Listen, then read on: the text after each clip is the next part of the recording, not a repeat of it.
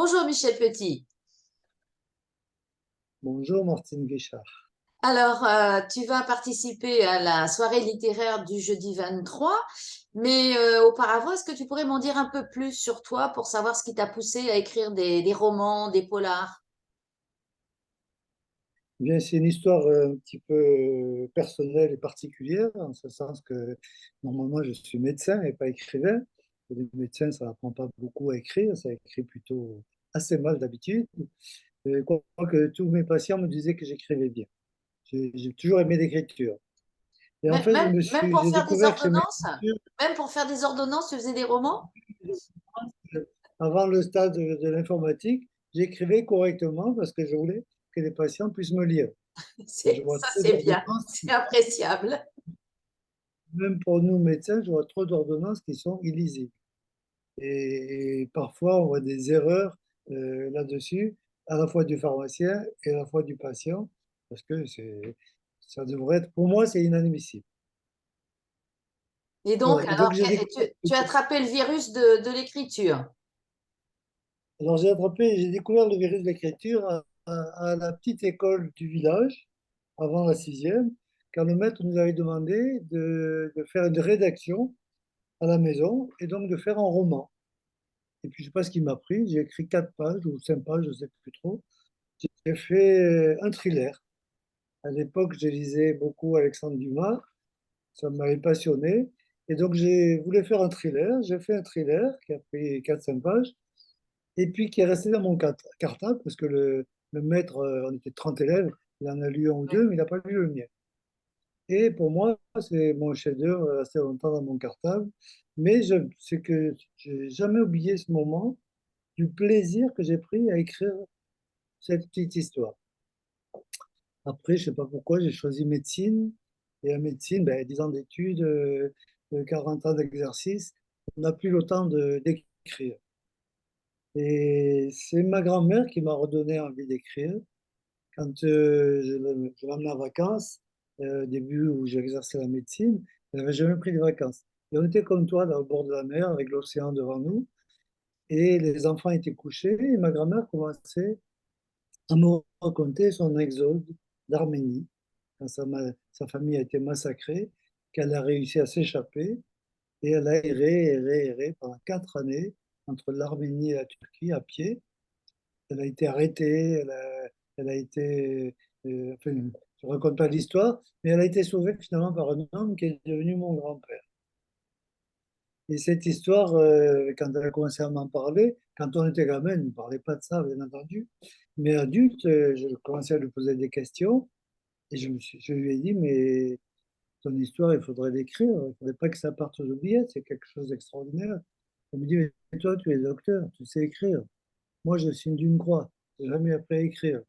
Elle était cuisinière, mais elle n'écrivait pas. Et donc, j'ai été pris au mot et je me suis lancé dans cette écriture qui m'a passionné, qui m'a demandé beaucoup de travail parce que je ne voulais pas raconter trop de bêtises quand même et savoir de quoi je parlais. Et en plus, j'étais médecin, donc je travaillais trop. J'avais pas trop le temps d'écrire, donc je le faisais à mes temps perdus. Et ça m'a pris beaucoup de temps et ça m'a pris 20 ans en fait. Et puis, c'est un livre qui a eu beaucoup de succès et qui a eu un double effet extraordinaire. Le premier, c'est que ça m'a révélé à moi mon envie d'écrire. Et le deuxième, c'est que depuis que je, je diffuse ce livre, les gens m'en parlent et ma grand-mère revit. Et ça, c'est extraordinaire. Elle est toujours Je vivante grâce m'attendais, à toi. c'est fabuleux, oui, c'est fabuleux. Et La famille ensuite, m'en parle, la famille m'en parle. Et ensuite, comme j'avais trouvé cette passion, avant de venir à Tahiti, je suis arrivé en 91, donc il y a plus de 30 ans, j'étais associé avec un médecin âgé, avec qui j'ai beaucoup appris. Quand il a pris sa retraite, il m'a dit, ah, on se réunissait toutes les semaines pour parler de nos patients. Il me disait, un tel il a dit ça, un tel il a fait ça. Il y avait des histoires très dures, des histoires par contre très humoristiques. Et il me disait, ah, il faut qu'on fasse un livre, il faut qu'on fasse un livre. Il a pris sa retraite, il m'a dit, je vais écrire mon livre. Et un an après, il est décédé à ah, l'aéroport. Sa femme se retournait raidement. Il n'a jamais pu écrire ce livre. Et donc, le deuxième livre, je voulais l'écrire à sa place. Il s'appelle Tao Te Feti et ça raconte nos histoires entre le médecin et les patients en France et à Tahiti et le contraste de la médecine entre la Polynésie et l'Europe. Et là, Avec des... en fait, tu as commencé à écrire comme des devoirs de mémoire. Voilà, tout à fait, comme devoir de mémoire. Et puis des histoires qui m'ont marqué, qui m'ont intéressé, qui m'ont amusé, qui m'ont choqué. Donc, voilà, mais c'est effectivement, ce sont ces deux livres, ce sont des livres un petit peu autobiographiques que j'ai quand même romancés parce que je ne voulais pas faire un livre d'histoire pour ma grand-mère. Mon livre, je ne voulais pas faire un livre de médecine, je voulais en faire un roman. Et donc, c'est un peu romancé, mais sur des histoires vécues. Et après, changement de braquet, puisque tu t'es lancé dans le polar. Euh, Pas tout à fait, puisque en 2011, les médecins en Polynésie ont eu beaucoup de soucis avec le gouvernement qui voulait nous mettre dans des charters et nous remplacer. Moi, à l'époque, j'avais des problèmes familiaux, j'avais pas le moral terrible. Et j'ai dit, qu'est-ce que je fais? Si on ne peut plus faire la médecine à Tahiti, je reste, je pars, je reste.